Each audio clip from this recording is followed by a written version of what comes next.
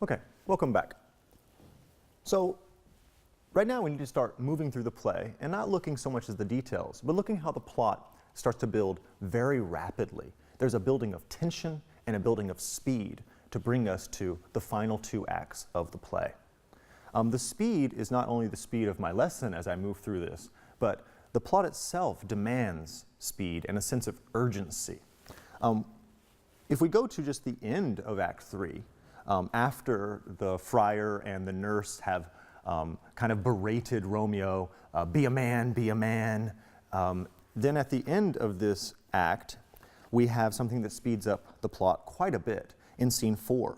This is where it jumps over to Capulet and Paris, and Capulet tells Paris, I want you to marry Juliet, and in fact, I want you to marry her on Thursday, just a couple of days from now. And he says, Wednesday's too soon. So Paris says, I wish that Thursday were tomorrow. And for us, the audience watching the play, it seems like it is, because it's going to happen so fast. And this speeding up of the plot moves us into the end of Act 3, after Romeo and Juliet say their farewells. And we jump to where Capulet and Lady Capulet are going to tell Juliet that she has to marry Paris. And this is a really interesting scene because of the change that comes over Capulet and Lady Capulet. So first, Lady Capulet in Act 3, Scene 5, tells Juliet, you have to marry Paris. And Juliet says, I'd rather die than do that. And Lady Capulet says to Juliet, well, tell your father that. It's kind of the old thing, wait till your father gets home. And that's exactly what happens. So Capulet comes home, and Juliet says, I don't want to marry Paris. And look at this response from Capulet. It's so strong. Here's some of the lines that he says. I tell thee what, get thee to church on Thursday, or never after look me in the face. I never want to see you again. And then he says, my fingers itch. That means I want to hit you. Wow, a big change. And then he says, that God had lent us but this only child. Now I see, this one is too much. Basically, I wish you weren't even born, so strong. And the nurse says, you are to blame, my lord, to rate her so. You're speaking too strongly to her. You are too hot, says Lady Capulet. So Capulet is so angry here, and he says something that's in direct contradiction to what he said earlier in the play. This is in Act 3, Scene 5, around line 192. He says, and you be mine. You're my daughter, Juliet. I'll give you to my friend. And you be not, if you don't do what I say, hang, beg, starve, die in the streets. That is very strong language from a father to a daughter. And also what he says there is a contradiction. In Act 1, Scene 2, he tells Paris, you'll have to woo Juliet and win her heart. He's changed over now, completely. It's quite odd. And Juliet and Romeo have changed too. We see an inversion of the old and the young. Here, the older Capulet, he's hot. He makes haste. You'll see him say, make haste, over and over again in the last few acts of the play. But look at Romeo and Juliet when they speak. They get together at night for their farewell. This is at the beginning of Scene 5. And they're speaking about a lark and a nightingale. They're actually having an argument. It's a very cute argument about is it day or is it night.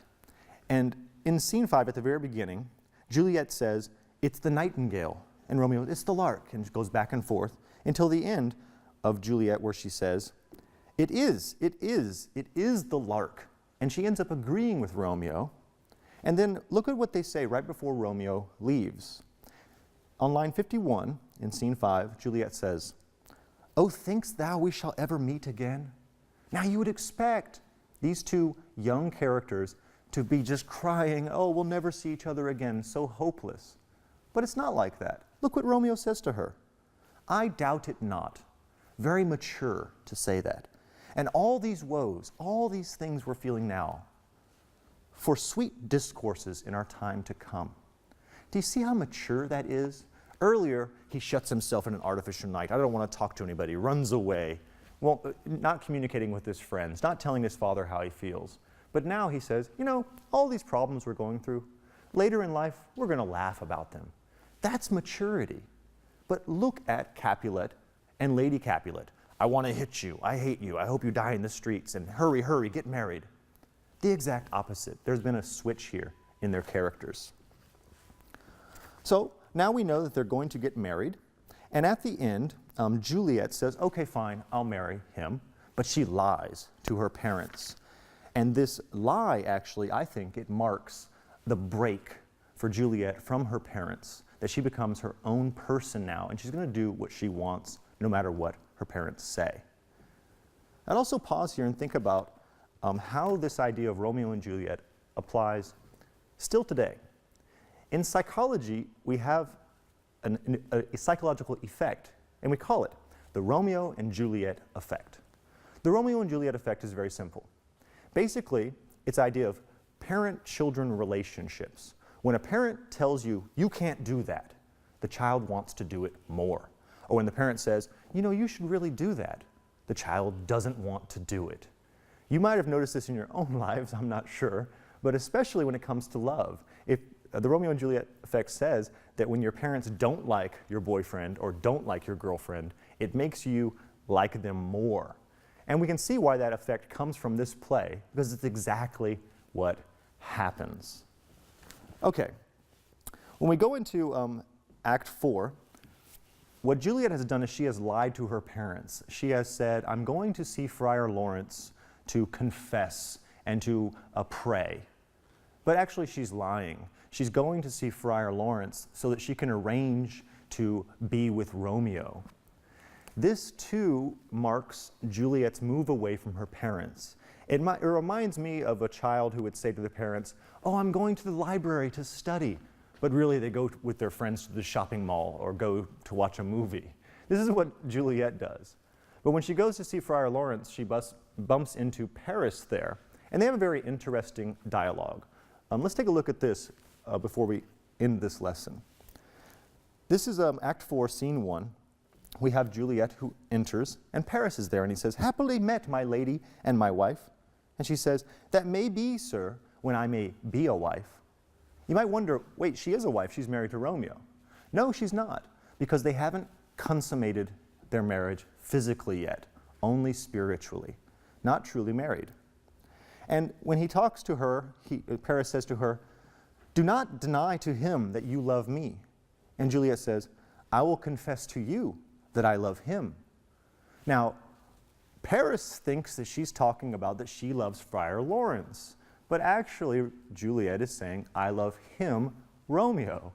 It's a really sad scene for Paris because Paris thinks, because he likes Juliet. He's like, oh, good, we're going to get married. But he doesn't know that she loves and is married to someone else.